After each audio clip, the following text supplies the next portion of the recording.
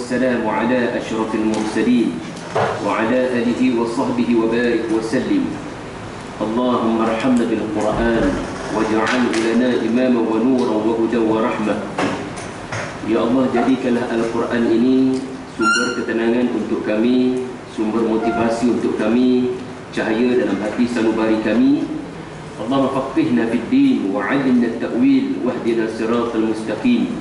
Ya Allah, ya Tuhan kami, permudahkanlah urusan pembelajaran kami kepada kitab Al-Quran dan berikanlah kami kemampuan untuk memahami ayat-ayat-Mu ya Allah.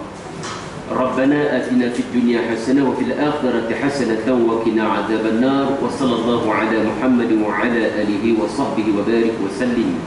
Alhamdulillahi rabbil alamin. Terima kasih pada Puan Nuriha.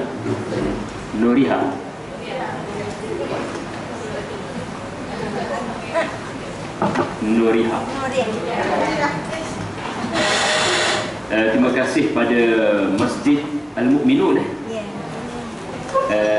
Jawatankuasa masjid yang sudi menjemput saya buat pertama kali. Seterusnya pada ibu-ibu yang cemerlang yang sudi datang pada petang yang diberkati ini. Saya Syahri Abdul Rahman, yang mungkin ibu-ibu pernah dengar suara saya di Radio IKIM dalam segmen Ibrah. Jadi insya-Allah pada petang ni saya diamanahkan untuk berkongsi kepada ibu-ibu semua, puan-puan semua, kakak-kakak semua tentang satu surah yang mungkin dihafal oleh kita atau anak-anak kita. Ia adalah surah yang tidaklah panjang, dia dalam kategori surah-surah yang pendek. Dan kenapa anak-anak banyak yang menghafal surah ini? Kerana ia berada dalam juzuk yang terakhir, atau lebih ramai orang menyebutnya sebagai juzuk amma. Dinamakan juzuk 30 sebagai juzuk amma kerana amma itu bermula daripada surah ini, amma yatasaalun. Jadi insya-Allah masa kita tidak lama, sejam lebih je menjelang asar. Jadi sangat memerlukan ibu-ibu semua fokus kepada ayat Al-Quran surah An-Naba. Adakah anda mempunyai Al-Quran sekarang? Mudah-mudahan anda ada Al-Quran dan ada buku catatan untuk mencatat ilmu yang saya perolehi daripada buku-buku tafsir, hasil daripada pengkajian para ulama yang saleh dan memahami bahasa Arab dan disiplin ilmu Al-Quran. Surah An-Naba. Sebelum kita masuk ke dalam lautan dalam surah An-Naba, menikmati keindahan lautan ini, ada baiknya kita melihat dahulu permukaan laut. Kita tengok terlebih dahulu permukaan surface, superficial terlebih dahulu. Secara umum, surah An-Naba adalah surah yang mempunyai 40 ayat sahaja. Ia berada pada kedudukan surah yang di belakang Al-Quran ataupun surah yang ke-78 daripada 114 surah Al-Quran. Dan ia adalah surah yang pertama sekali dalam juzuk amma. Dinamakan surah ini sebagai surah An-Naba sebab apa? Kerana ayat yang kedua dalam surah ini, iaitulah amma yatasaalun 'anil naba'il 'azim. Ibu-ibu semua, siapa yang bagi nama surah ni? Siapa dia yang nama surah ni mestilah dinamakan surah An-Naba? Jawapannya adalah Allah Subhanahu wa taala menamakan surah ini, memaklumkan kepada Rasulullah sallallahu alaihi wasallam, lalu Nabi mengumumkan itulah nama surah ini berdasarkan wahyu daripada Allah Subhanahu wa taala. Jadi nama-nama surah di dalam Al-Quran bukan cadangan para sahabat Rasulullah, bukan cadangan para ulama. Ia dinamakan oleh Allah yang maha bijaksana dan pasti ada hikmah pada penamaan surah tersebut. Baiklah, Itu sepintah lalu tentang surah ini secara zahir. Kita kena tahu juga soalan, surah ini turun ketika Rasulullah sallallahu alaihi wasallam dalam keadaannya macam mana? Wajib soalan tu kita tahu jawapan bila kita membaca Al-Quran. Bulan Ramadan lagi 28 hari, tak lama dah. Ia adalah bulan di mana saya dan ibu-ibu semua dan anak-anak juga, kalau boleh kita kerahkan supaya insya-Allah dapat habiskan 30 juzuk Al-Quran. Sebab bila lagi? Bila lagi kalau bukan di bulan turunnya Al-Quran, iaitu bulan Ramadan. Tetapi ada tetapi tu. Di sebalik kita nak kejar 30 juzuk Al-Quran, 114 surah Al-Quran, dibimbangi kita berjaya hafal, kita berjaya baca 30 juzuk Al-Quran, tetapi kita tak mampu nak berterima kasih pada Rasulullah sallallahu alaihi wasallam yang diturunkan Al-Quran. Sebab kita kejar nak baca surah ni, surah ni, surah ni, tapi kita tak tanya soalan, macam mana surah ni turun ketika Rasulullah? Maaf, macam mana keadaan Rasulullah bila surah ni turun? Sedangkan setiap surah turun ketika Rasulullah benar-benar perlukan. Setiap wahyu turun hanya ketika Rasulullah benar-benar memerlukan pedoman, jawapan dan motivasi daripada Allah. Al-Quran dia bukan turun ketika Rasulullah tidak rasa memerlukan. Ketika seseorang diambang maut, katakan di hospital, seseorang yang sesak nafas, katakan, apa yang paling penting pada waktu itu? Oksigen. Sehingga oksigen pun berbayar, air masuk dalam badan pun berbayar. Sedangkan waktu sihat ia tidak berbayar, ia free. Kita tarik nafas, kita hembus nafas percuma. Tapi bila sakit di hospital, semuanya berbayar. Dan di situ baru kita menghargai kos perubatan. Kalau tengok kepada details, semuanya ada bayaran. Air masuk dalam badan ada bayaran. Oksigen yang diberikan kepada kita ada bayaran. Wire oksigen tu ada bayaran. Artinya bila kita benar-benar memerlukan oksigen, maka pada waktu itu oksigen diberikan dan berbayar. Wahyu adalah oksigen pada Rasulullah. Al-Quran adalah oksigen pada Rasulullah sallallahu alaihi wasallam. Surah-surah di dalam Al-Quran hanya turun ketika Rasulullah benar-benar perlukan. Pendek kata, kalau Nabi sallallahu alaihi wasallam berada di dalam keadaan tidak begitu memerlukan jawapan daripada Allah, cukup dengan surah-surah tertentu yang telah pun turun, boleh saja Al-Quran ini menjadi ringkas ataupun turunnya begitu cepat. Ibu-ibu semua tahu Al-Quran turun berapa tahun? Proses Al-Quran nak jadi sempurna ni berapa tahun? Semua tahu 23 tahun. Persoalannya kenapa sampai 23 tahun? Tak boleh ke diturunkan lebih ringkas daripada itu? Sebab Nabi Muhammad sallallahu alaihi wasallam orang Arab. Dia orang yang faham bahasa Arab walaupun tidak boleh membaca dan menulis. Atas ketentuan Allah untuk menunjukkan kenabian Rasulullah, Nabi tidak menulis Al-Quran, Nabi tidak belajar menulis Al-Quran daripada sesiapa. Tetapi Nabi ini dia cepat hafal. Dia orang Arab, bila sesuatu dibacakan dia cepat tangkap. Dia boleh dapat tangkap dengan cepat. Sebab Nabi orang Arab. Bila Jibril baca sesuatu Al-Quran, sesuatu surah, Nabi boleh dapat tangkap dengan cepat. So boleh je Al-Quran ini turun sekaligus, gedebuk. Tak payah 23 tahun, 23 jam, 23 hari, Jibril boleh selesai baca 6,000 ayat lebih. Dan Nabi punyai upaya untuk menghafaz dengan cepat, walau banyak mana sekalipun Jibril baca. Tetapi kenapa Al-Quran 23 tahun? Sebab Allah Ta'ala nak ajar kita. Mula-mula Allah Ta'ala nak ajar Rasulullah, kami hanya turunkan wahyu. Allah Ta'ala hanya turunkan wahyu hanya saja bila kamu sangat-sangat perlukan.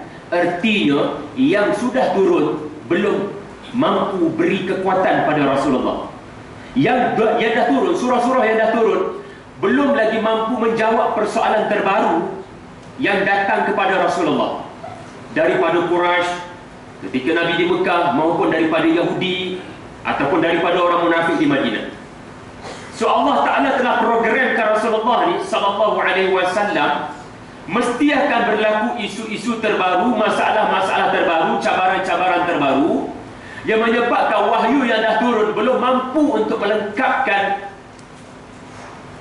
mesej yang nak disampaikan Rasulullah. Maka bila Nabi memerlukan jawapan, Allah Ta'ala sentiasa top up, lengkapkan dengan wahyu yang terbaru. Maka surah An-Naba antara contoh surah yang diturunkan untuk melengkapkan surah-surah yang sudah diturunkan. Sebab surah-surah yang diturunkan belum lagi power, belum lagi kuat untuk menggerunkan orang-orang kafir Quraisy. Untuk makluman ibu-ibu semua, surah An-Naba diturunkan ketika Rasulullah sallallahu alaihi wasallam memulakan perjuangan dakwah secara terus terang di Mekah. Lebih kurang tahun ke-4, tahun ke-5, lebih kuranglah, tak ada exactly tahun ke-4 kenabian.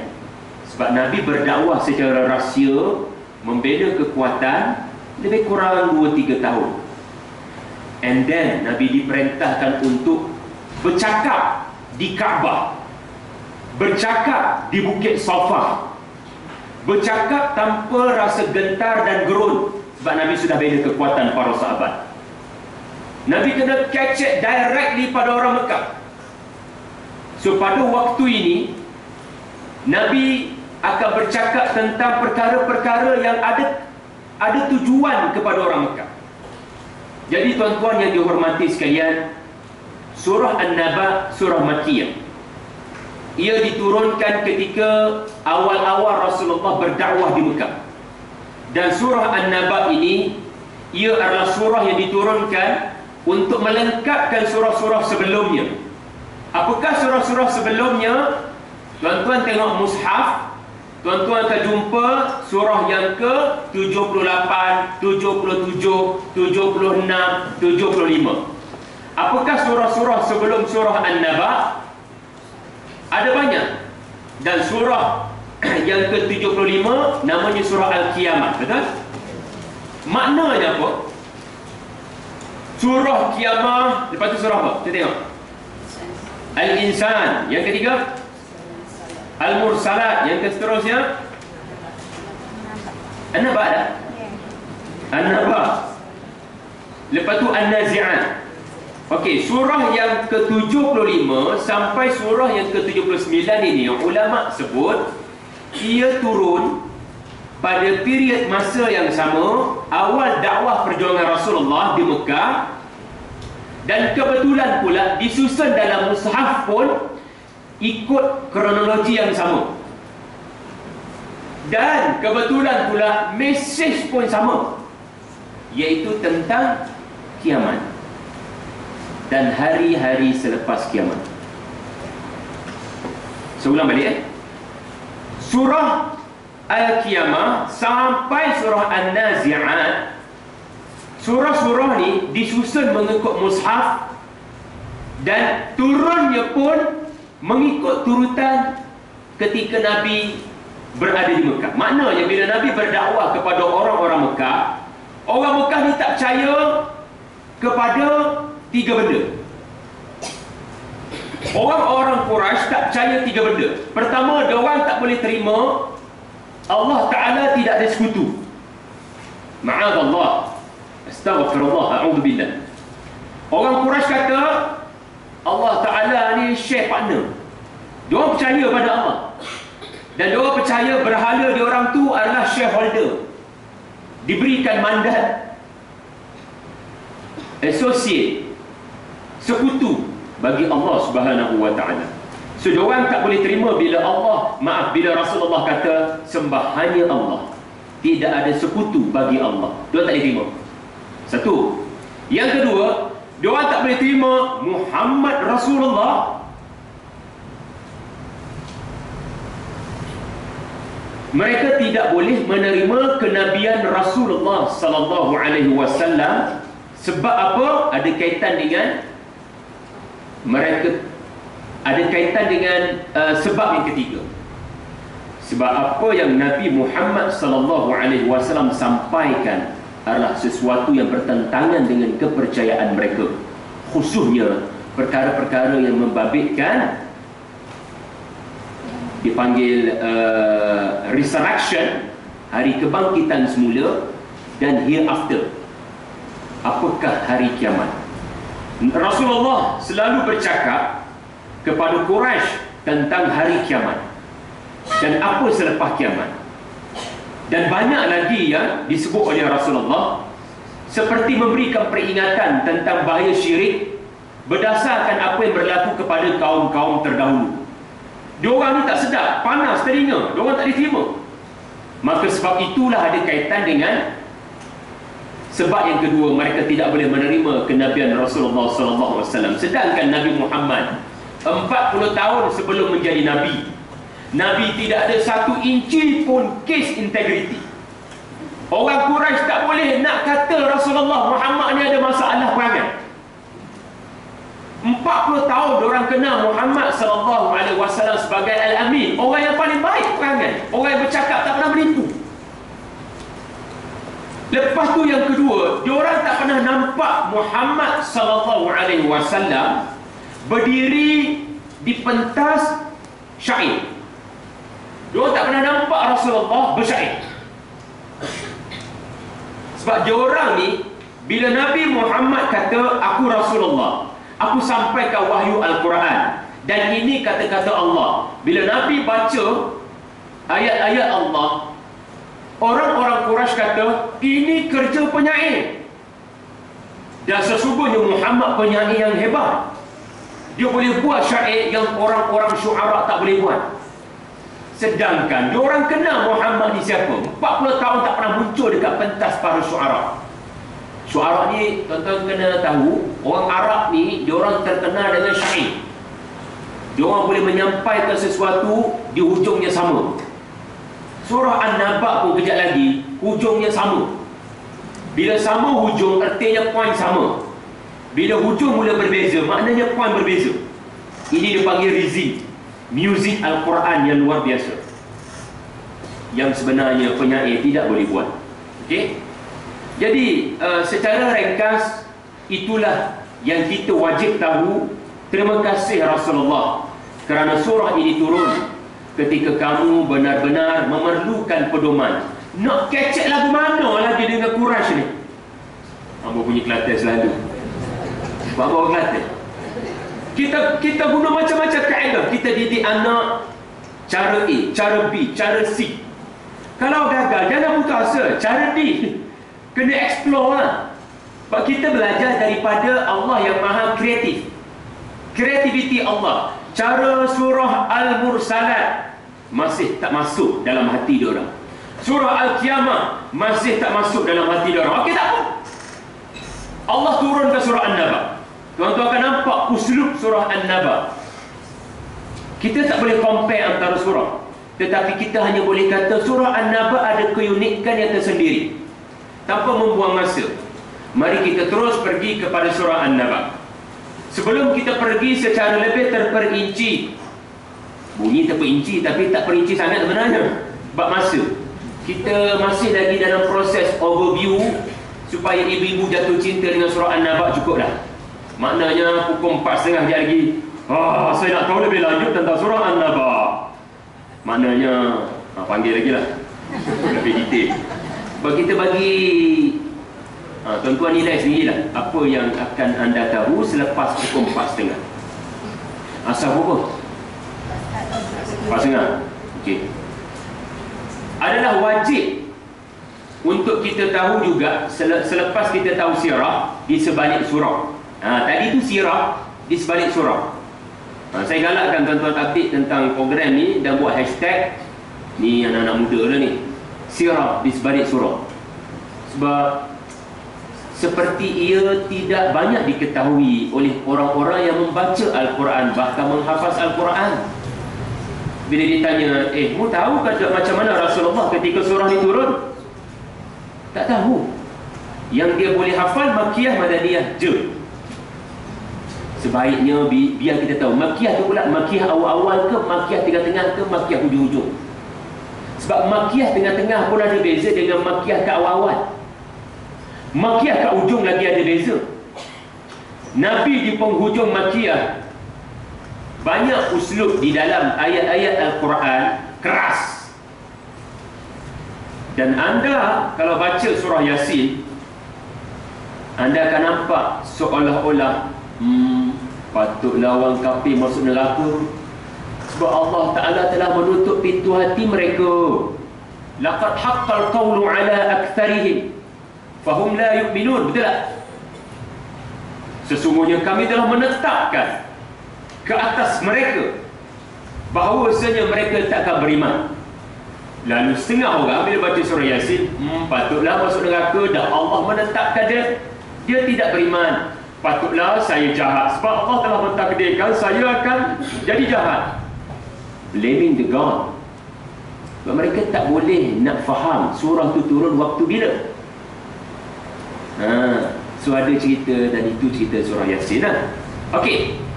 Selepas sirah, tuan-tuan juga wajib tahu segmentasi surah. Itu bahasa moden. Bahasa mudahnya, dia punya segmen-segmen dia. Surah An-Naba ni dia ada 40 ayat. Dan setiap ayat ini dia sentiasa berkait. Wajib kita faham dalam ilmu pembelajaran Al-Quran, setiap ayat berkait. Jangan sampai kita pergi satu ayat, kita lupa ayat sebelumnya. Nanti sebagai contoh. Dan setiap ayat ni, dia macam ada kategori dia. So kita sedang berada bukan sekadar dalam surah, tetapi dalam bahagian-bahagian dalam surah. Okey, tuan-tuan ambil nota sikit. Ayat 1 sampai ayat 5 ini disebut introduction. Dalam bahasa mudah introduction, tetapi sebenarnya untuk anda catatkan, ayat 1 sampai ayat 5 adalah ayat mengenai situasi Quraisy yang menyebabkan surah ini turun. Situasi Quraisy yang menyebabkan surah ini turun. Dalam bahasa Arab ia disebut ahwal tanzil. Ahwal tanzil. Sebut ramai-ramai. Ahwal tanzil. Maknanya the situation behind the surah. Dalam bahasa filem dia panggil behind the scene. Okay, behind the scene. Apakah yang menyebabkan surah diturun? Kadang-kadang ayat Quran bagi tahu. Rupa-rupanya ketika diorang tengah bersembang di kedai kopi, mengherdik, mengeji, mengecam mesej Rasulullah tentang kiamat. Sembang kedai kopi. Dan biasanya ayat 1, biasanya permulaan surah, biasanya, maksudnya bukan semua, tapi kebiasaannya, majoritinya, awal surah akan memberitahu situasi Rasulullah yang menyebabkan surah itu turun. Okey, ini dipanggil key point dalam pembelajaran Al-Quran. Tapi kadang-kadang ia tak ada di awal surah, dia ada di hujung surah. So benda ni unik. Allah Maha Kreatif. Lepas tu ayat 6 sampai ayat 16 ia adalah tentang creation, penciptaan alam. Ia adalah tentang kebesaran Allah Subhanahu wa Ta'ala yang akan menentukan kiamat. Maknanya ayat 6 sampai ayat 16, apa yang anda akan lihat adalah kebesaran Allah yang boleh anda lihat sekarang depan mata anda. Ia bukan akan berlaku, ia telah berlaku dan sedang berlaku.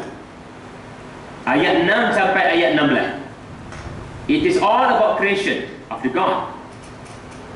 Ini uslub Allah Subhanahu wa ta'ala nak menggentar dan menggerunkan Quraisy.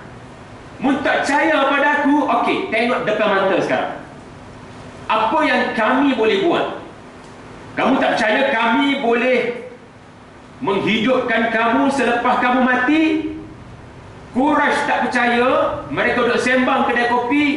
Muhammad tu kata, bila kita ni jadi tulang debu dalam tanah, Muhammad bagi tahu nanti tulang-tulang tu, debu-debu tu dicantumkan balik, jasad dicantumkan balik, lepas tu kita boleh hidup balik macam kita sekarang. Ha ha ha ha ha. Macam tulang lebih kurangnya. Dia bagi gambaran. Dia orang tak tahu. Ya, Rasulullah tak dengar. Dia orang tengah sarkazm, tengah herti, kecap, keji. Amma yatasaalun, bersembang. Mereka ingat Rasulullah tak dengar. No, atas dulu dengar. Allah rakam apa yang diorang sembang. Lalu tak percaya pada aku boleh buat hidup lepas mati. Tengok sekarang depan mata ada 9 penciptaan kami. Anda akan temui ayat 6 sampai 16, 9 kali perkataan kami. Na. Dan setiap penciptaan Allah Ta'ala itu Allah Ta'ala gambarkan dalam bahasa yang kita akan dapat faham dengan mudah. Sebab Allah Ta'ala nak terangkan tentang apa yang kita tak faham.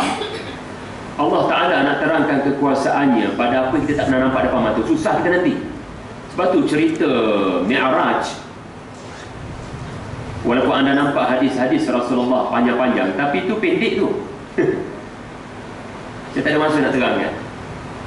Rasulullah tengok macam-macam benda, daripada Masjidil Aqsa sampai langit pertama, sampai 7 petang langit. Macam-macam Rasulullah nampak benda yang manusia tak pernah nampak.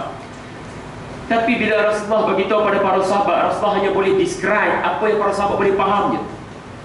Langit ni ada pintu, pintu ni ada penjaga. Jibril minta izin, penjaga langit tanya siapa, penjaga langit diberikan jawapan, ini Muhammad. Lepas tu Muhammad ditanya lagi oleh penjaga langit, adakah dia sudah diizinkan bertemu dengan Allah. Lalu Jibril bagi tahu, ya, dia sudah dibenarkan. Lalu malaikat penjaga langit beri ucapan marhaban, selamat datang. Itu je lah.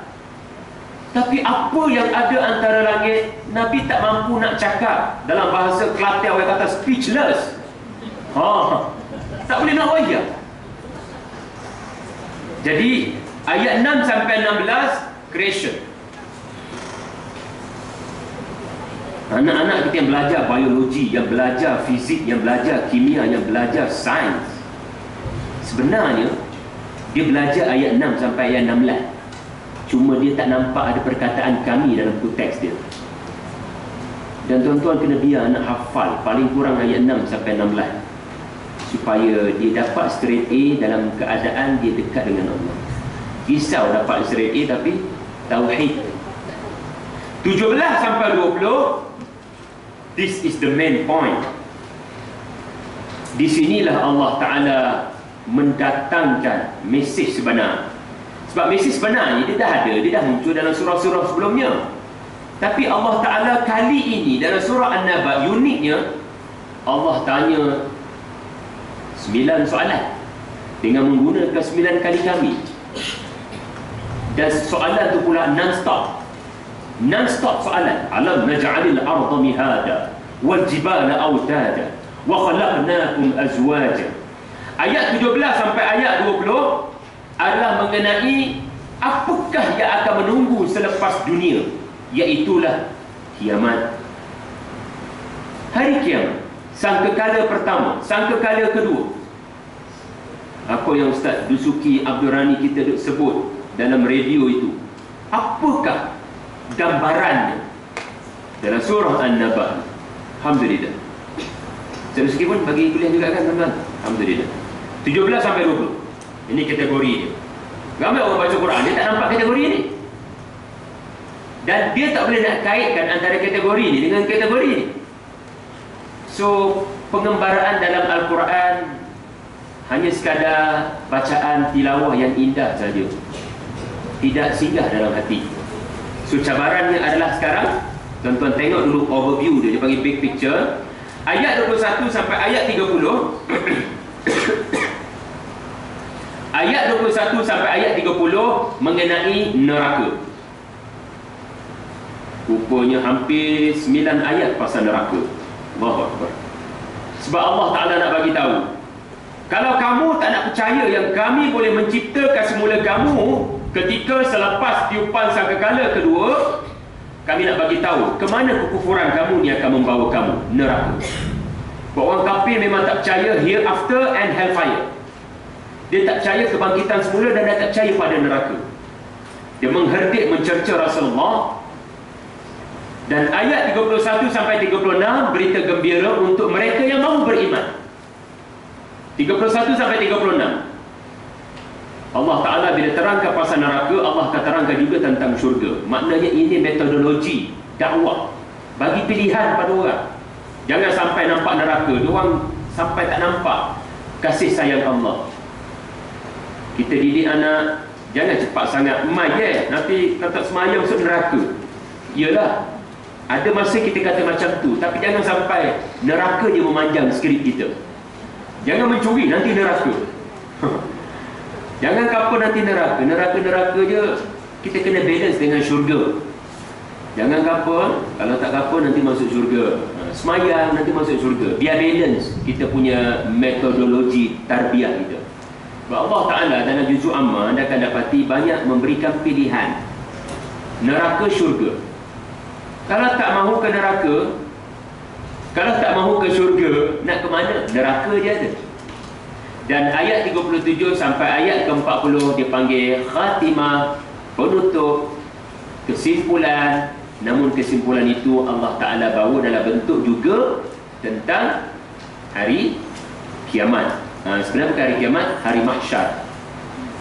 Kiamat ni artinya kemusnahan. Hari mahsyar, kehidupan selepas kemusnahan. Okey. Nampak tak segmen tu, overview dia? Mula-mula sekali, apakah latar belakang yang menyebabkan surah ni turun? Oh, rupa-rupanya Quraisy ni mengkeji Rasulullah. Mereka bersembang-sembang supaya orang boleh bercakap-cakap, betul ke kita ni hidup balik? Mereka lebih kepada nak mengeji Rasulullah. Kemudian Allah Ta'ala kata, mu tak percaya pada aku bila buat benda ni? Tengok 9 benda depan mata sekarang. Okey, kalau 9 benda depan mata ni kamu tak percaya, tak apalah. Aku cuma nak bagi tahu mesej utama, aku boleh menghidupkan seseorang yang mati. Kamu akan mengalami kemusnahan kiamat, dan lepas kiamat berlaku, kamu akan dihidupkan balik. Dan kalau kamu masih lagi kufur, tengok neraka. Dan kalau kamu nak beriman, masuk ke syurga. Itulah konten perjalanan surah An-Naba. Boleh nampak? Okey, secara mudah macam tu. Sekarang mari kita memperhalusi keindahan ayat-ayat Allah Subhanahu wa Ta'ala. Kita mulakan dengan ayat yang pertama. Macam-macam semua, boleh review semua. Okey kan? Kita ada lebih kurang, alhamdulillah, 50 minit. Amma yatasaalun 'anil naba'il 'azim alladhi hum fihi mukhtalifun. Okey. Amma yatasaalun, terjemahannya tentang apakah yang mereka bersoal-soal, bertanya-tanya. 'Anil naba'il 'azim, tentang berita yang besar. Okey. Sebab itu dinamakan juzuk amma, kerana ada perkataan amma. Juzuk amma adalah juzuk yang banyak surah-surahnya tentang amma yatasaalun. Maksudnya bukan surah dalam juzuk amma mula dengan amma yatasaalun. Surah ni dah ada amma yatasaalun.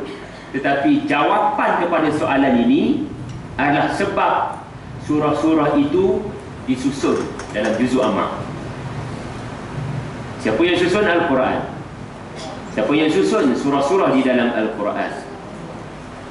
Penyusunan Al-Quran juga adalah diwahyukan Allah kepada Rasulullah.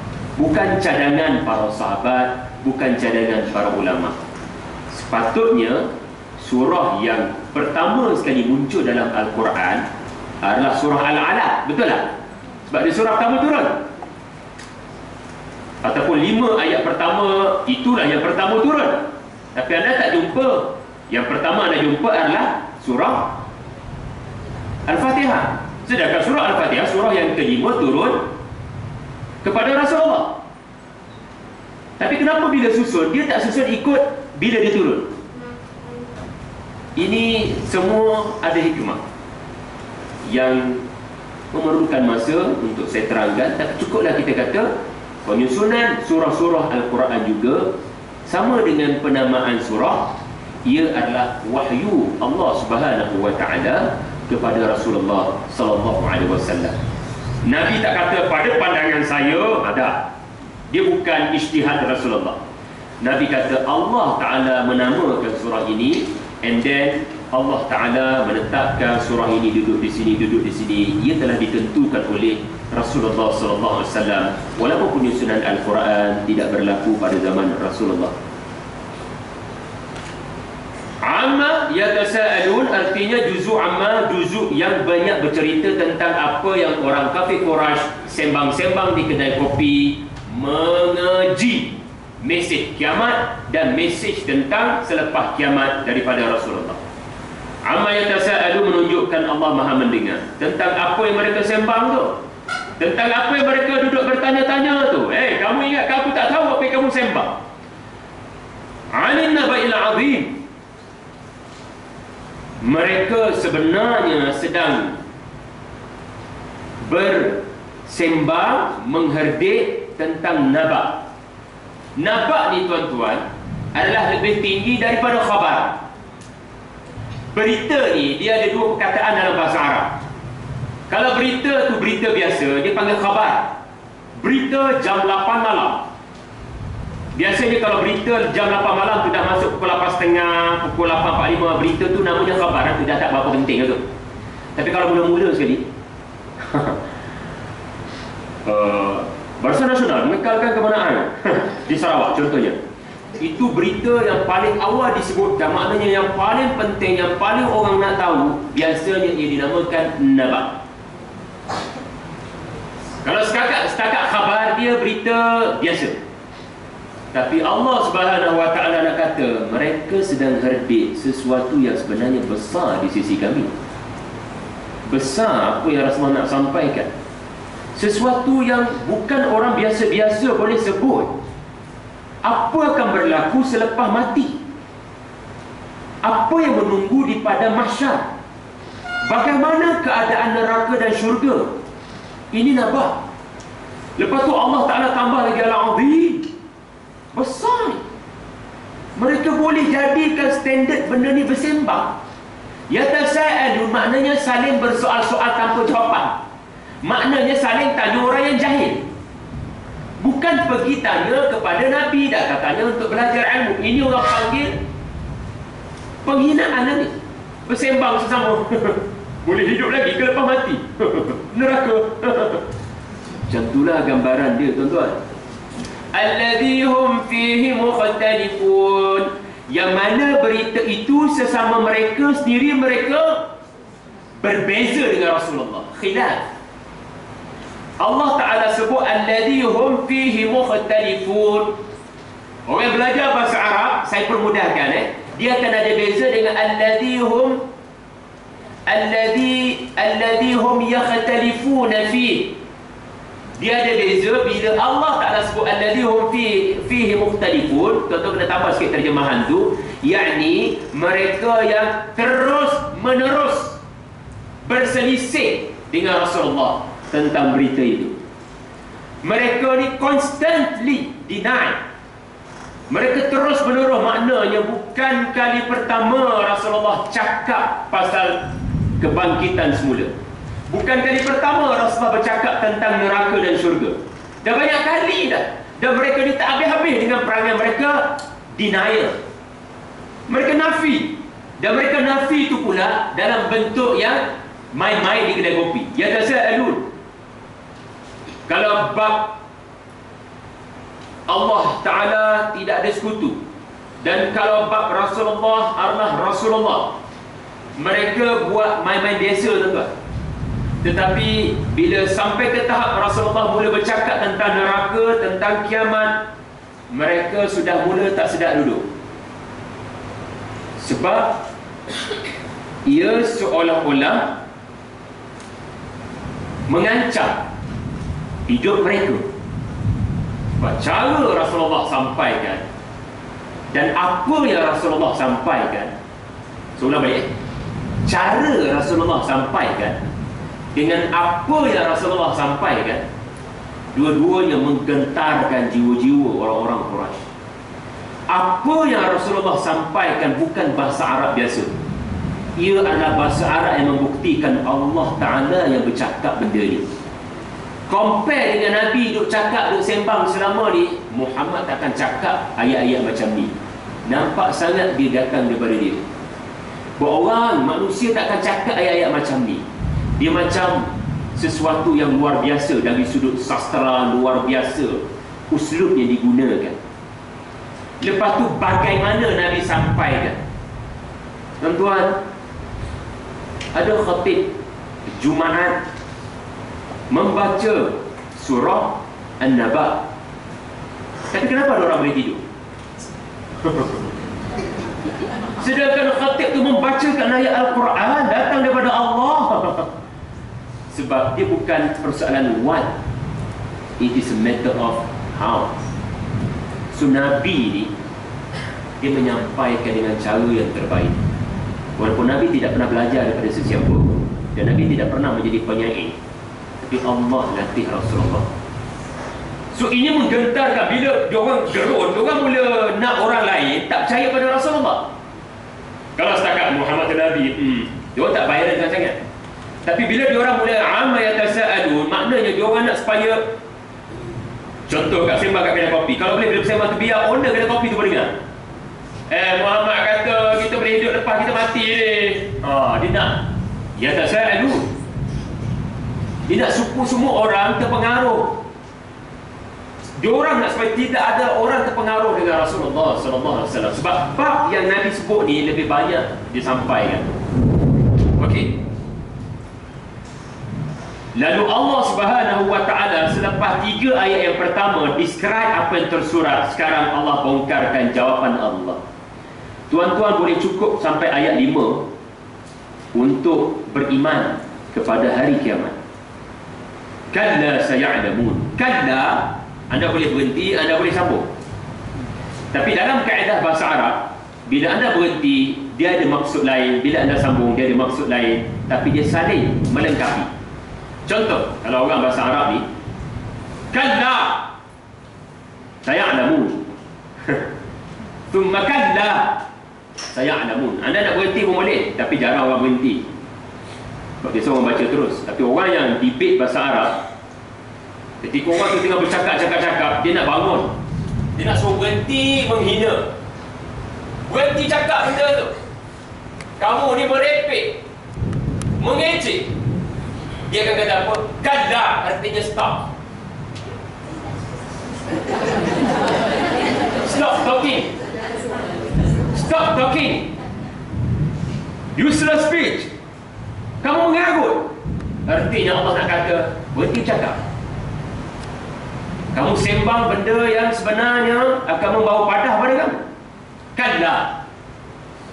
Tapi kita boleh teruskan sambungan, dan sambungan itu akan membawa maksud surely, bahkan. Itu terjemahan bahkan. Bahkan nanti kamu Quraisy saya'lamun. Dalam ayat lain, alhaakumut takatsur, pernah baca surah ni kan? Dia ada kalla saufa.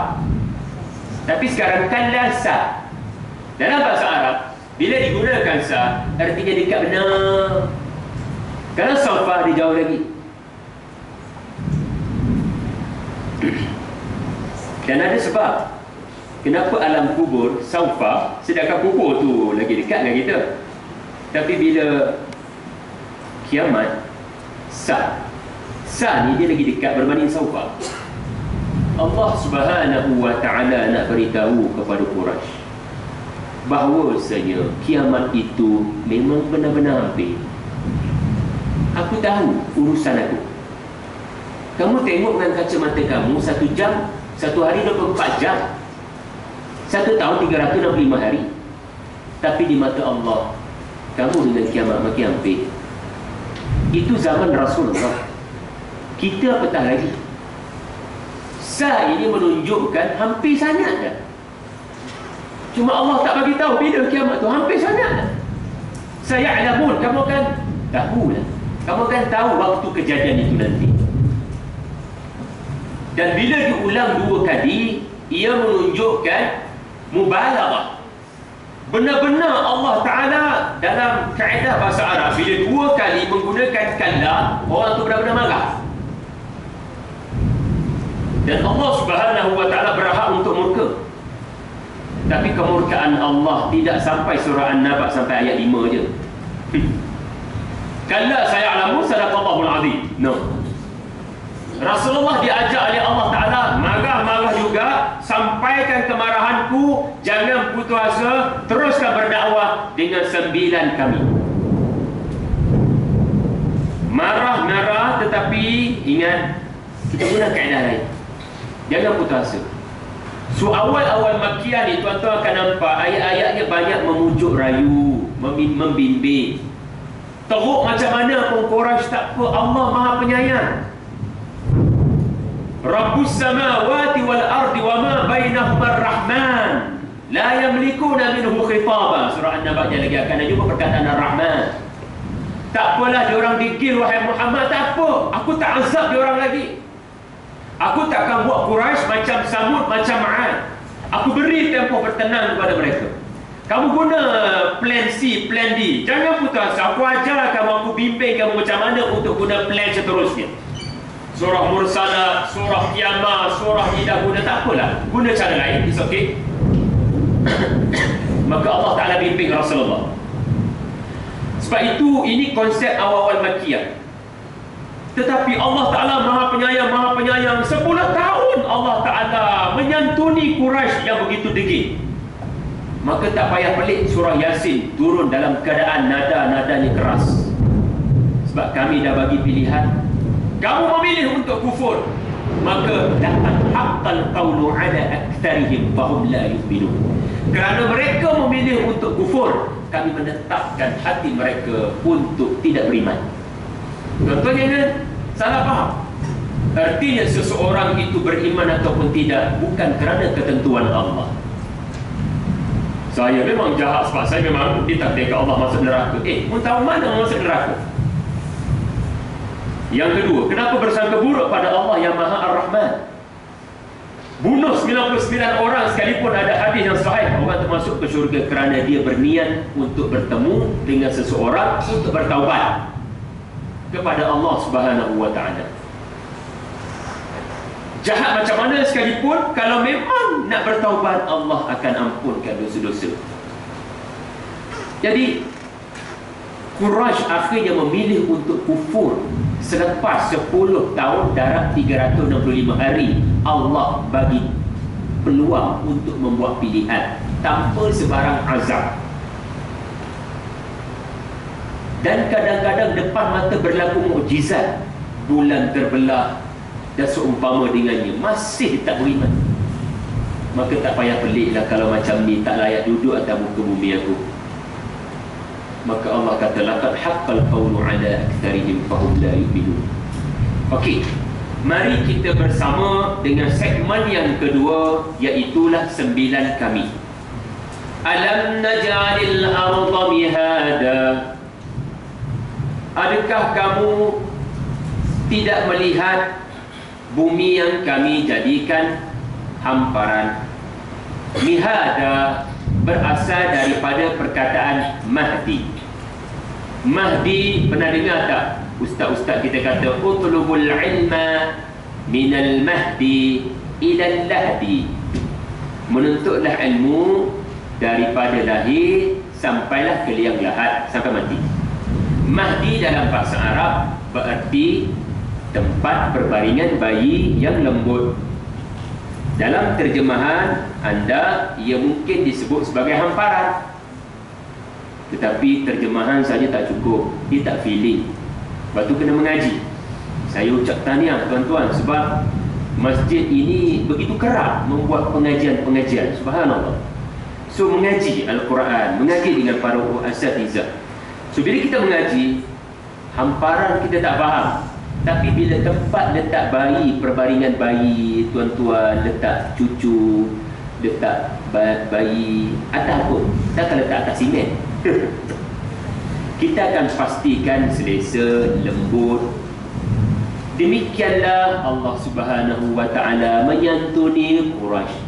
Tolong tengok yang pertama, muka bumi yang kami hamparkan sebagai, kalau nak terjemah lagi baik, kapet. Sebab English translation kapet, dan saya rasa itu lagi baik, nampak sikit lah. Dia sebagai sesuatu yang silakan duduk, hamparan. Artinya apa? Allah Subhanahu wa ta'ala jadikan bumi ini, walaupun dia bulat, tapi anda seperti bukan berada di tempat yang bulat. Anda boleh nampak, anda boleh bergerak dengan mudahnya kerana luasnya muka bumi Allah Subhanahu wa ta'ala ini. Dan Allah Subhanahu wa ta'ala menjadikan bumi ini, dari sudut gravitinya pun menyebabkan anda boleh berjalan dengan mudah. Anda takkan faham ayat 6 kalau anda tak study, anda tak tanya anak-anak anda tentang bagaimana kalau berjalan di bulan, bagaimana anda kalau berjalan di planet Jupiter. Kalau anak-anak kita yang tidak tengok cerita Interstellar contohnya, so kadang-kadang benda-benda sains ni kita kena tahu, baru kita bersyukur pada Allah. Kenapa kita duduk kat muka bumi? Kalau Allah Ta'ala buat graviti ni, magnet dia kuat sangat, kita nak gerak pun susah.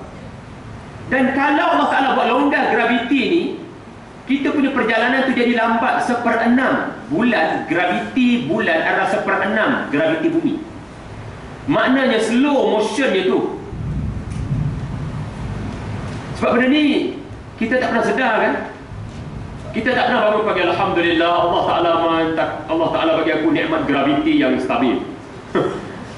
Sebab nikmat ini namanya nikmat yang anda tak minta tapi Allah beri.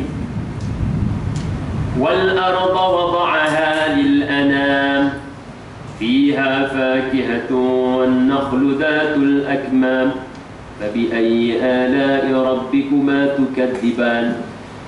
Kamu tak sedar, wahai jin dan manusia, tapi aku nak tanya, kamu dustakan ke tidak nikmatku ini? Inilah keistimewaan Al-Arda. Nampak dari teleskop Hubble kecil, tetapi ia special sampai Allah mention 7 petanda langit, as-samawati wal arda. Bumi ini hanya ada di bumi. Bumi ini hanya ada di bumi, dan tidak ada planet lain. Carilah wahai NASA, anda tak akan jumpa planet seperti bumi. Syukur pada Allah. Nabi begitu saintifik tuan-tuan. 1400 tahun yang lepas, mana ada teleskop Hubble, tapi Nabi memberitahu bumi ini ibarat hamparan, luasnya terbentang luas. Allah Ta'ala telah bentangkan hanya untuk manusia duduk dengan selesa. Dan untuk memastikan kestabilan muka bumi, macam meja ni, tuan-tuan ada nampak paku atau skru? Hebat meja ni, saya tak nampak skru dengan paku. Depan dia ada. Depan okey. Almari tu. Apa jadi kalau tak ada paku, kalau tak ada skru? Longgar. Dia akan gempur. Ditiup angin sikit, dia boleh bergegar, bergoncang.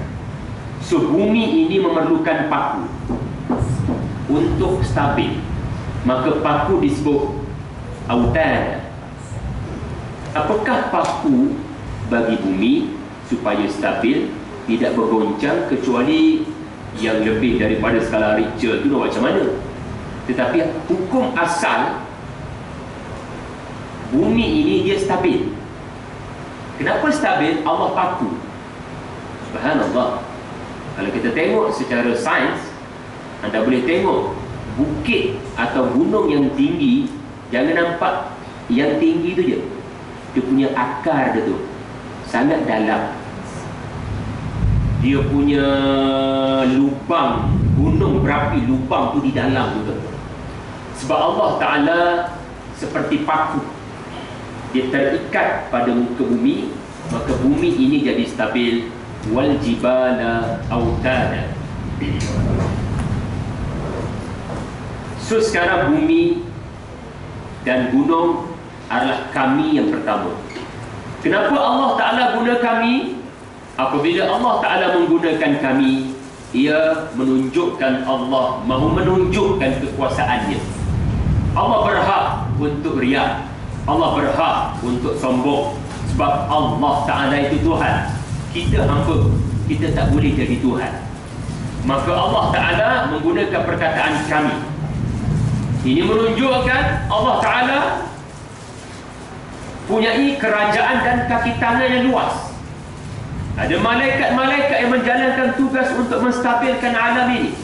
Semuanya tunduk kepada Allah Subhanahu wa Ta'ala.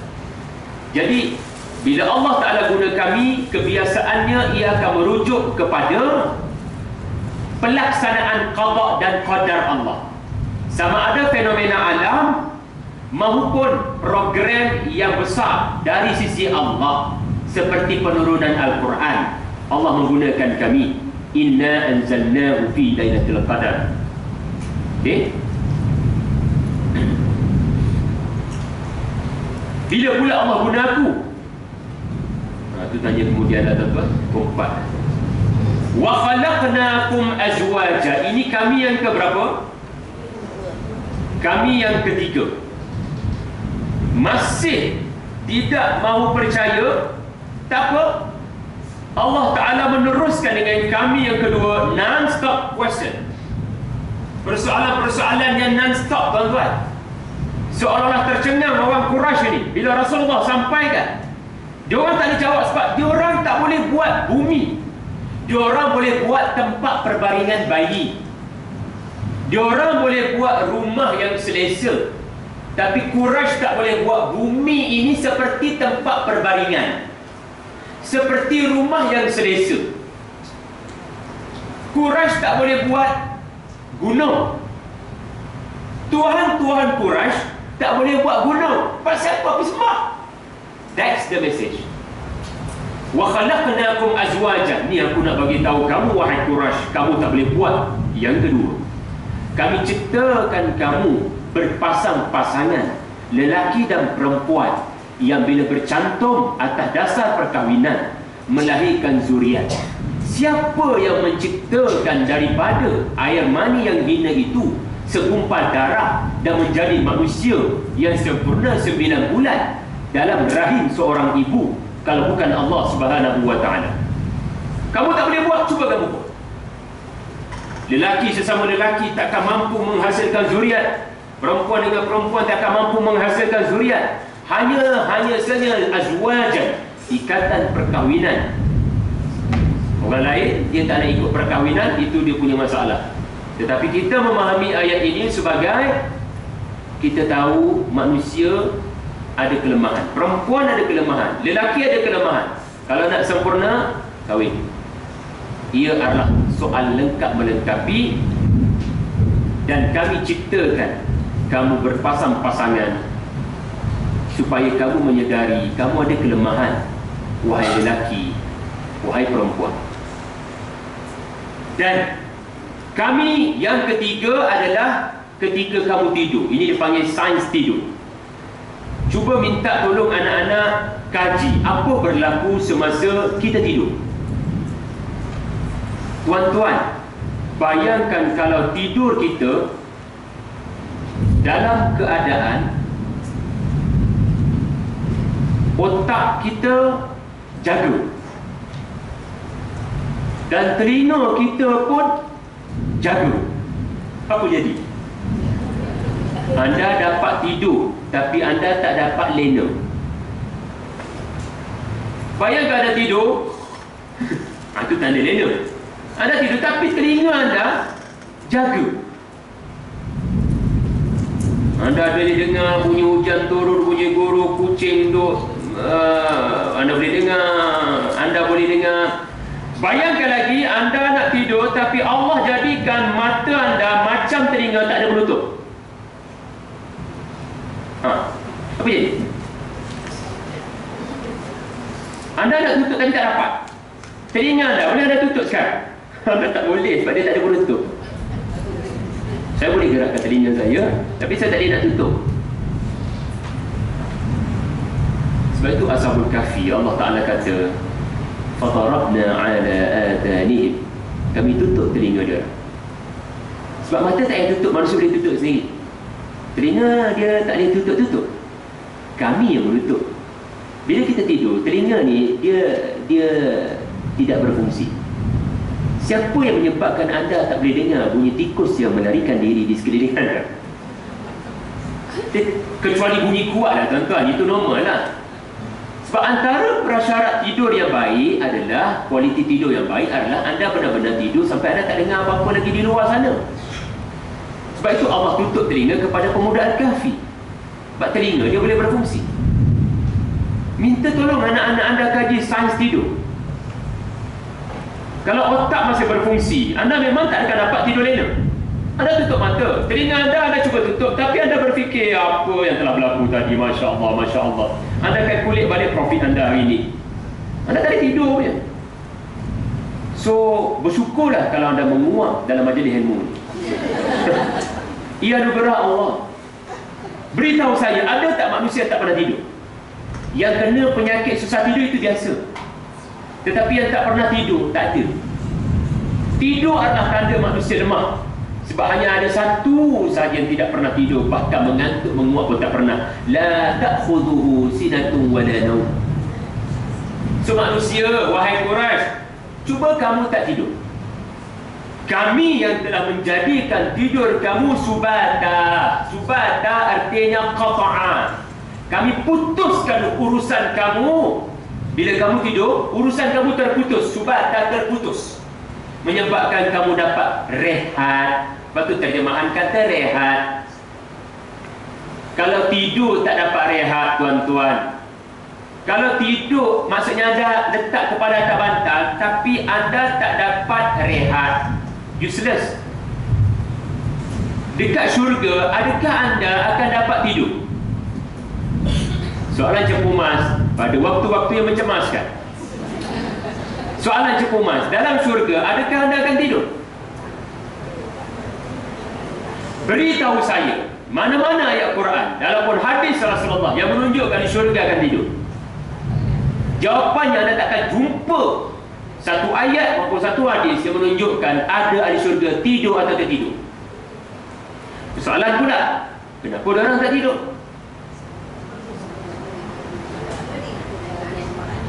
Sedangkan dia orang terlalu penat menikmati. Inna ashabal jannati al-yawma fi syughul.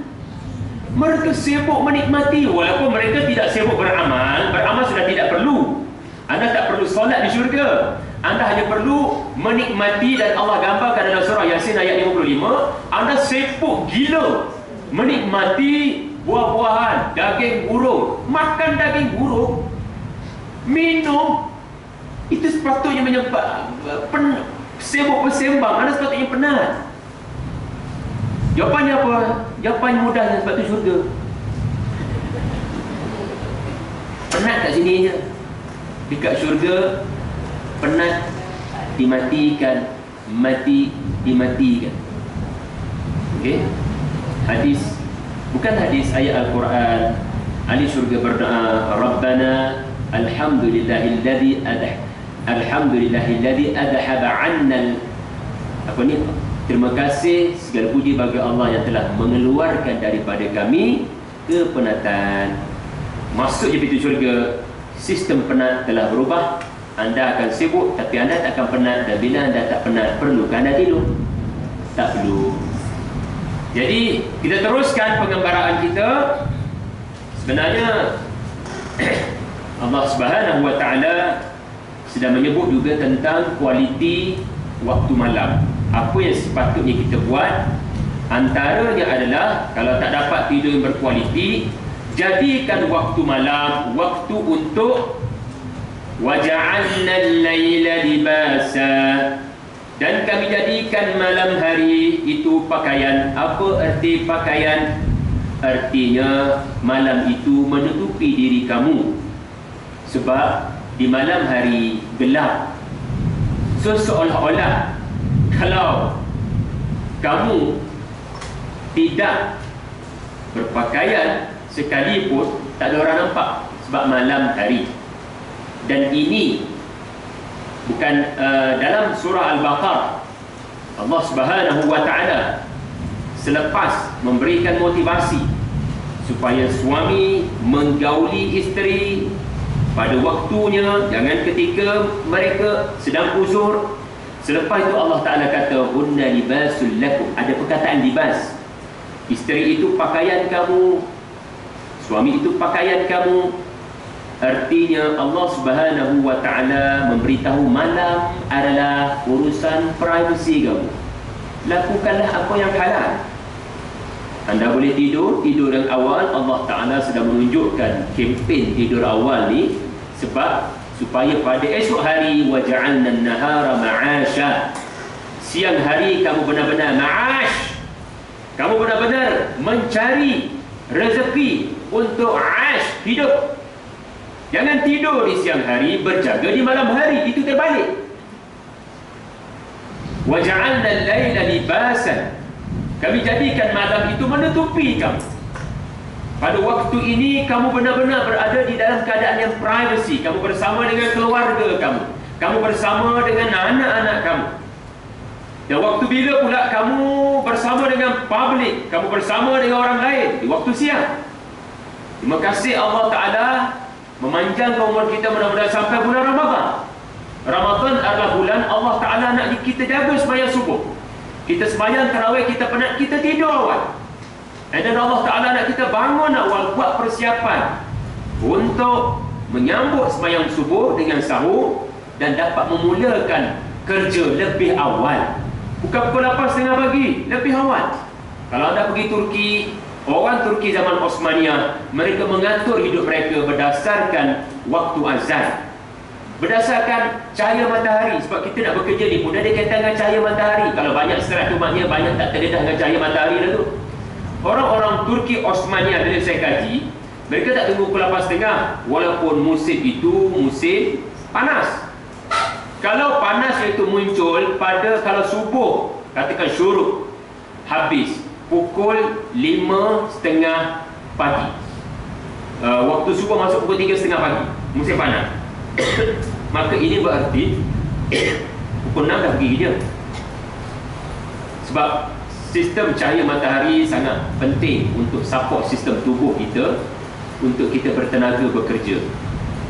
Kita ni tidak, bagi kita khatulistiwa kan, Ramadan ke tak Ramadan ke, muncullah ada company yang Ramadan diawalkan sikit kan. Alhamdulillah, itu bagus. Okey, kita ada lebih kurang 15 minit lagi, insya-Allah kita selesaikan. Waja'alna an-nahara ma'asha wa banayna fawqakum sab'an shidada.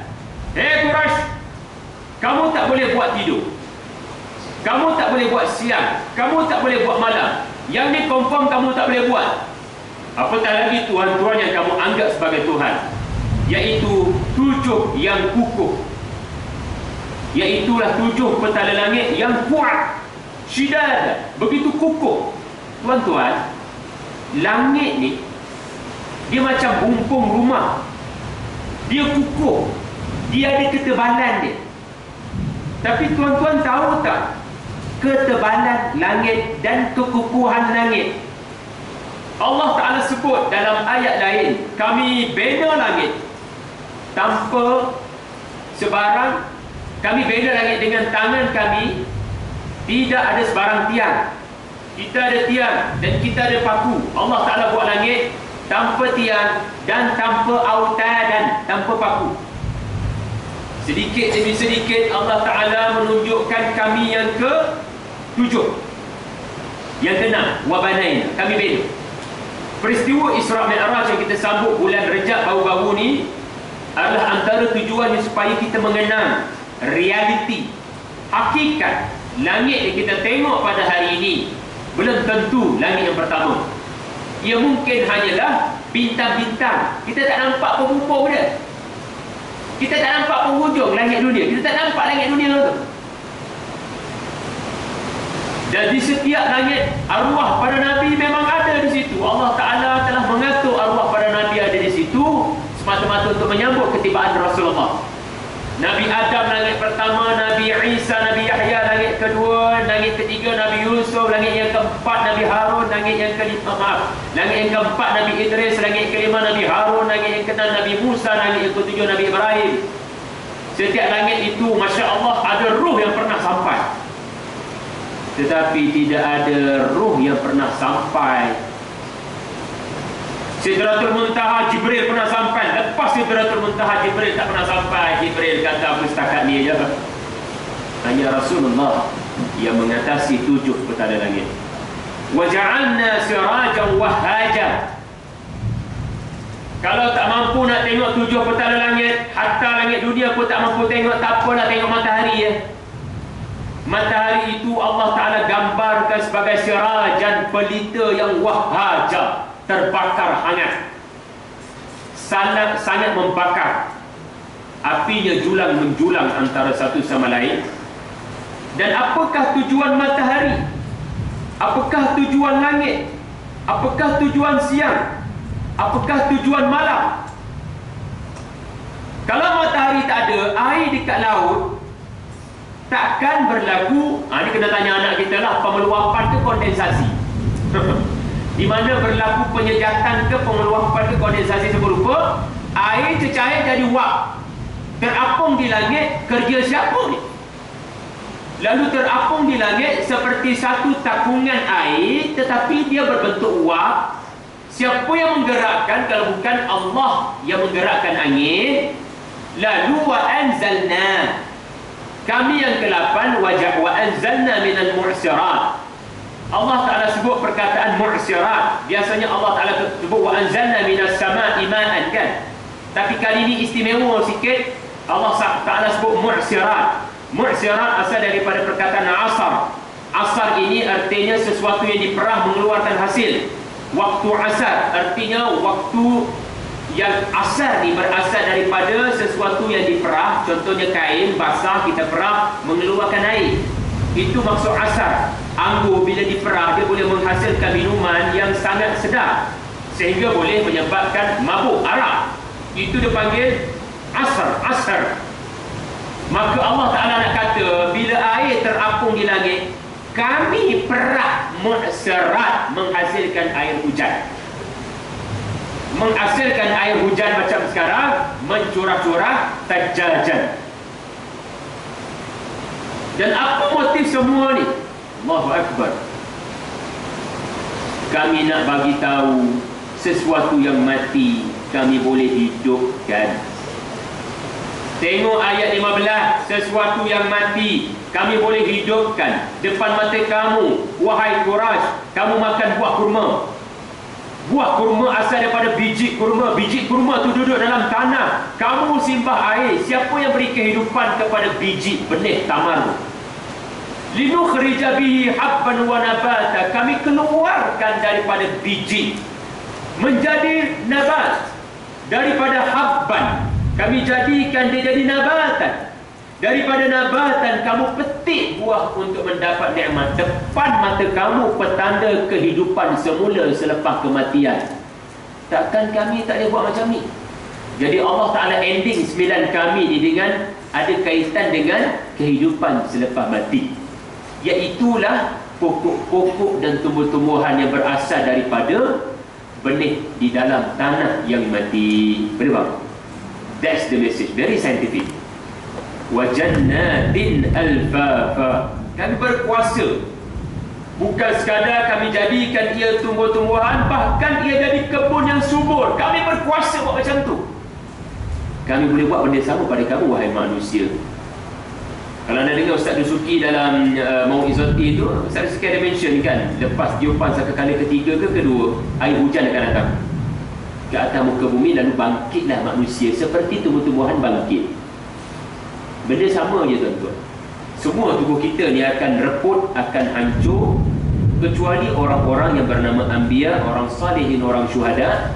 Tetapi kalau biasa, dia akan jadi hancur lebur, dimakan tanah, kecuali tulang sumsum. Tulang sumsum ni ada di belakang kita. Anda boleh minta tolong anak-anak anda untuk Google imagekan tulang sumsum ni. Dia macam biji benih. So, bila berlaku tiupan sampai kali yang kedua, hujan datang, dia hidup balik dan Allah akan cantumkan balik tulang, kulit, jasad, cap jari akan jadi sama balik manusia dan tiupan roh berlaku. Sama dengan tumbuh-tumbuhan. Linukhrija bihi habban wa nabata. Alhamdulillah, masa lebih kurang 10 minit berbaki. Kita pergi kepada mesej yang lebih utama. Sebenarnya tak boleh kata lebih utama, kurang utama, semua penting.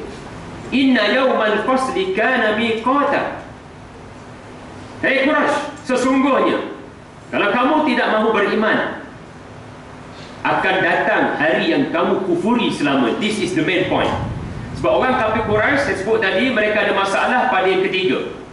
Mereka memang ada masalah dengan sekutu Allah. Mereka ambil sekutu Allah. Mereka ada masalah dengan Rasulullah.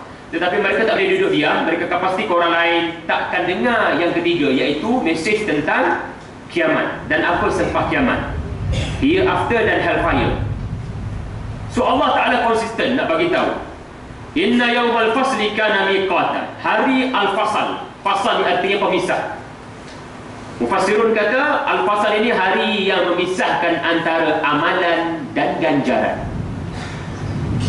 Tuan-tuan, bila kita mati, betul tak kita sudah terpisah daripada amalan? Betul kan? Betul kan? Maknanya kita punya pahala tu sudah pahala dosa sudah gezet. Sikit ke banyak, setakat tu lah. Betul? Betul ke? Saya kata tak. Kita duduk dalam kubur, amalan kita sekian-sekian, boleh tak pahala bertambah? Kenapa tadi kata ya? Sedekah jariah, ilmu bermanfaat, anak soleh boleh membantu kita di lubang kubur. Tetapi akan ada satu hari nanti memang betul-betul pisah. Siapa sedekah apa pun kepada orang dalam kubur tak boleh, iaitu tiupan sangkakala pertama, kiamat. Dia memang pisah betul antara dunia amal dah selesai, sekarang dunia ganjaran. Inna yawmal fasli kana miqata. Allah Ta'ala telah menentukan tarikh kejadian 2020, 2025, Allahu a'lam. Rasulullah pun tak tahu, malaikat pun tak tahu. Apakah tanda pada hari itu? Hari itu adalah hari di mana ditiupkan sangkakala. Yauma yunfakhu fis-sur. Ditiupkan dengan satu tiupan. Jangan duk bayang sangkakala itu macam mana bentuk, macam trompet anakku Sazali ke apa. Bukan, yang buta tu. Jangan duk bayang trompet. Sebab Allah Subhanahu Wa Taala kadang-kadang menggunakan bahasa yang mudah kita faham. Allah Ta'ala dia menggunakan bahasa yang boleh kita bayangkan. Okey, tiup ni macam mana? Okey, sur, tiupan. Maknanya tiupan, maknanya bunyi yang terlalu kuat. Fata'tuna afwaja. Ayat 18 ni dia terus cover terus tiupan sangkakala yang kedua. Yang ditiup mula-mula ni tiupan sangkakala pertama. Fata'tuna afwaja adalah selepas tiupan sangkakala yang kedua, atau mungkin ketiga, bergantung kepada rujukan masing-masing ataupun hadis yang dibaca masing-masing. Fata'tuna afwaja, tiupan sangkakala pertama apa berlaku? Hancur lebur. Dan itulah yang akan anda lihat pada ayat 19, ayat 20. Tetapi Allah Ta'ala gambarkan betapa dekatnya antara tiupan sangkakala yang pertama dengan tiupan sangkakala yang kedua. Dekat berbenar. Macam tadi kita katakan lasar, itu menunjukkan dekat. Ni pun Allah Ta'ala nak tunjukkan dekat. Kami tak akan buat tiupan sangkakala pertama dengan tiupan sangkakala kedua sekejap. Lama. Kami akan buat sekejap. Sampai surah Yasin, anda pernah baca tak satu ayat? Yauma yunfakhu fis-suri fa'idahum minal wa nufikha fis-suri fa'idahum minal ajdasi ila rabbihim yanzilun qalu rabb apa Man ba'athana min marqadina hada. Orang-orang kafir akan kata, siapa yang telah membangkitkan kita daripada lena tidur tadi? Sekejap. Orang kafir tidur lena dalam kubur. Kita percaya orang kafir kena azab dalam kubur. Bila dia orang tidur lena? Ya, antara tiupan sangkakala pertama dengan tiupan sangkakala kedua, dia ada rehat. Dia ada rehat. Dia orang tertidur sekejap. Oh, leganya tak kena azab dah. Pak, tiupan sangkakala kedua. Siapa yang tiup? Siapa yang bangkitkan kita daripada rehat dia? Rehat sekejap dia, please. Dia orang dapat rehat yang hanya sekejap. Marqad artinya tidur yang sekejap, rehat yang sekejap. Allahu Akbar. Min marqadina hada. Man ba'athana min marqadina hada. Siapa yang bangkitkan daripada lena ni? Jadi tuan-tuan, setengah kena tengok Ustaz Sekilan, setengah kata 40. Rasulullah kata 40. Para sahabat tanya 40 apa? Jarak sangkakala pertama sangkakala kedua. Direngkaskan Nabi sampai ke sudah tak begitu 40 tahun. Para sahabat kata 40 hari, 40 bulan, 40 tahun. Para sahabat saja berijtihad 40 jam. Jarak, proses, kehancuran dan kehidupan semula. Wa futihatis sama adalah merujuk kepada ayat 18 ni. Dia cover kedua-dua tiupan sangkakala bagi menunjukkan sekejap dia proses kami akan hidupkan kamu. Linukhrijabi, kami akan bangkitkan kamu dengan begitu mudahnya. Kita kalau tanam benih dia memerlukan berbulan-bulan. Tapi untuk kami tuai balik kamu di dalam dasar muka bumi ni sekejap ni. Tetapi bagaimana proses itu Allah Ta'ala detailkan. Wa futihatis sama'u fakanat abwaba. Pintu langit ada satu je. Dan setiap Nabi pernah nampak pintu langit ini berdasarkan peristiwa Isra' Mi'raj. Tetapi setiap Nabi hanya pada paras langit masing-masing, sebab Allah Ta'ala positionkan orang khusus pada tempatnya. Tetapi kalau sampai berpintu-pintu, ini tandanya apa? Ini tandanya pecah. Wa futihatis sama'u fakanat abwaba. Langit dunia, as-sama' di sini disebut sebagai langit dunia. Dan sebenarnya bukan langit dunia saja, semua akan hancur. Kullu man 'alaiha fan. Tapi apa yang kamu akan nampak, wahai kafir Quraisy, adalah langit dunia akan pecah. Langit dunia akan pecah. Anda pernah nampak langit pecah? Anda tak pernah nampak langit pecah, saya tak pernah nampak. Yang kita pernah nampak bintang pecah, bintang terbakar, bintang supernova. Tapi langit pecah belum. Walaiyazubillah. Wasuyiratil jibal, bukit yang dikatakan paku yang kuat tadi tu terbang. Kalau bukit terbang yang menjadi paku pada bumi, bumi apatah lagi.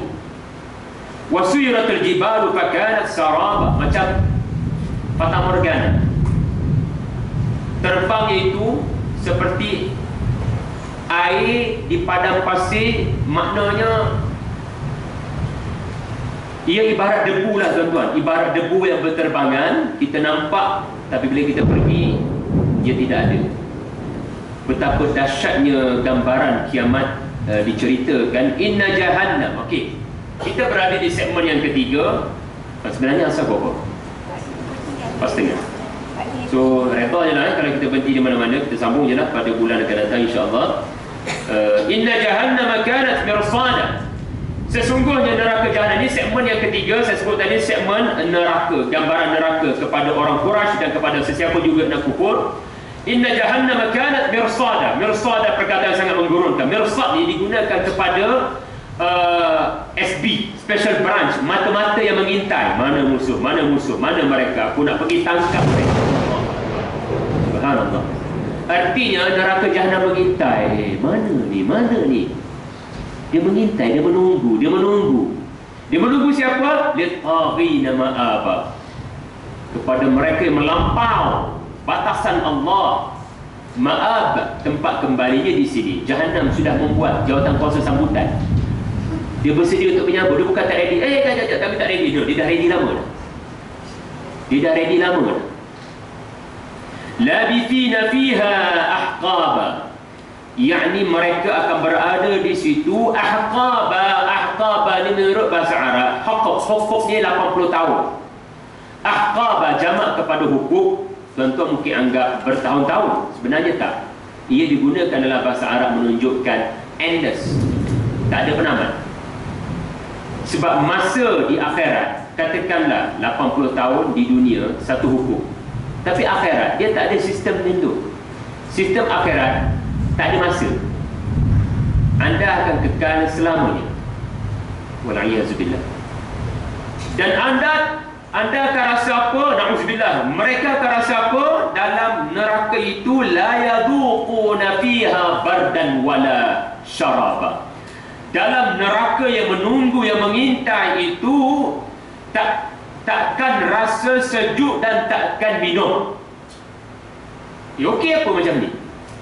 Maknanya tak sejuk dan tak ada minuman. Okey kan? Okey kan? Maknanya dalam neraka tu yang dikatakan panas, api, tak sejuk. Biasalah memang tak sejuk. Badan tak ada sejuk, tak ada mesin sejuk, tak ada sejuk. Dia dah panas kan? Dan tidak ada minuman. Tak ada sejuk, tak ada minuman, so what? Tak ada minuman, okey lah. Tak ada sejuk, boleh sebab kan? Boleh sebab kan? Sebab tak sejuk kan? Maknanya panas biasa-biasa je lah. Aircon tak pasang, okey pun. Dan tak minum, mungkin boleh bertahan lagi kot. Mungkin boleh minum, mungkin boleh makan. Minum tak ada, makanan mungkin ada. Ini dipanggil ibarah, cara Allah Ta'ala sindir. Cara Allah Ta'ala, ya kamu takkan rasa sejuk, kamu takkan rasa minum, sebab yang akan kamu rasa hanyalah panas je. Dan kalau bila kamu panas, kamu memerlukan minuman, ya, kamu akan minum. Bukan semua benda kamu tak boleh minum. Yang tadi memang kamu tak akan minum, tapi kami akan berikan kamu minum air, peluh dan nanah penghuni neraka. Wal'iyyazubillah. Ghasaqa nanah, nanah yang keluar dari kulit ahli neraka yang lain. Minum. Astaghfirullah wa'udzubillah. Jazaan wifaqa, ini adalah balasan yang adil. Siapa suruh memilih kekufuran? Aku bukan paksa kamu untuk masuk Islam. Aku nak kamu fikirkan siapa pencipta kamu. Innahum kanu, ini dia ayat 27 yang menyimpulkan mula-mula surah An-Naba tadi. Sifat orang Quraisy pada waktu ini, rupa-rupanya mereka duk perli-perli sebab mereka ni bukan setakat tak percaya. Mereka ni bukan setakat tak percaya, mereka ni memang tak mahu dihisap oleh Allah Ta'ala. Innahum kanu la yarjuna hisaba, mereka tidak mahu untuk dihisap. Orang yang sanggup bunuh orang, orang yang sanggup rogol orang, orang macam ni dalam fikiran dia orang memang tak percaya pada hari di mana mereka akan dihitung, dipertanggungjawabkan. Dan kalau ada hari itu pun orang tak nak. Kalau boleh tak nak, janganlah panggil nama saya. Maknanya seperti orang tak nak pergi mahkamah. Kalau telah disabit dengan kesalahan, dia tak nak pergi. Dia tak nak pergi. Dan tuan-tuan akan tengok di ujung surah ni, orang kafir tak nak dihitung sebab mereka tahu dosa mereka buat. Dan mereka berdoa, Tuhan, tolong jadikan aku tanah, please. Tolong jadikan aku tanah sebelum aku dihitung oleh kamu. Aku lebih sanggup jadi tanah daripada aku diadili, sebab aku tahu aku terima selepas daripada Maliki Yaumiddin. Mereka tak nak dihitung. Wa kadzabu bi ayatina kitaba wa kulla syai'in ahsaynahu kitaba. Sekarang baru mereka tahu kami lagi. Ini kamilah yang juga. Kalau kami boleh buat itu, boleh buat ini, maknanya kami boleh buat dengan begitu teliti. Kami mencatat amalan kamu dengan juga teliti. Saya sambung sikit, ya boleh? Sambil-sambil azan, apa azan kita tamatkan insyaAllah. Kita boleh? Azan sunat dengar. Majlis ilmu boleh wajib terus mempelajari. Pada Nabi tadi, fadhuku, saya nak selesaikan nampak lah kalau boleh insyaAllah. Fadhuku falan nazidakum illa adaba. Rasalah kamu, kami takkan tambah apa-apa. Ini macam berita gembira tau. kami tak akan tambah apa-apa dah. Oh, okeylah, dalam neraka kan tak ada tambahan. Para ulama menyebut bila dalam neraka nanti, ahli syurga, ahli neraka akan kata, Tuhan tolong ringankan beban kami, padahal dia baru pakai slipper daripada neraka. Tuhan tolong ringankan beban kami sebab dia pakai slipper tu, otak dia menggelegak. Ringankan beban kami. Bila dia minta diringankan azab, Allah tambah azab. Fadhuku falan nazidakum illa azaban. Inna lil muttaqina mafaza. Ahli syurga akan mendapat tempat yang mereka ingini, hadaiqa wa a'naba, taman-taman bunga dan buah-buahan, terutama anggur. Anggur buah-buahan syurga, tuan-tuan. Wa kawa'iba atraba, anak-anak dara. Kawa'ib ini artinya anak-anak dara. Atraba artinya yang sebaya. Tuan-tuan, puan-puan pun akan dapat dia panggil apa, pemuda-pemuda yang sebaya. Saya tak ada masa nak terangkan, tapi Allah Maha Adil. Kalau lelaki dapat bidadari, perempuan dapat bidadara. Dan ada sebab Allah gambarkan bidadari, dan kenapa Allah tidak gambarkan bidadara. Ada sebab. Yang penting cukup saya kata semua akan dapat apa yang dia nak. Wa ka'san dihaqa, Allah akan berikan ka'san, bekas-bekas cawan yang sudah terisi dengan dihaqa. Dihaqa ni artinya minuman. For sure minuman ini minuman yang disebut sebagai arak. Tapi jangan salah faham, arak dunia, arak syurga berbeza. Arak daripada anggur tadi lah. Anggur tadi kan yang menghasilkan arak, tapi arak di sini tidak memabukkan. Bukti tidak mabuk. La yasma'una fiha. Mereka bila minum air ni, mereka tak dengar perkataan-perkataan yang pelik-pelik. Sebab orang minum arak biasanya dia akan mabuk, dia akan dengar perkataan tak elok. Tapi tidak, penghuni syurga tidak mabuk minum air ni, dan mereka tak bercakap benda-benda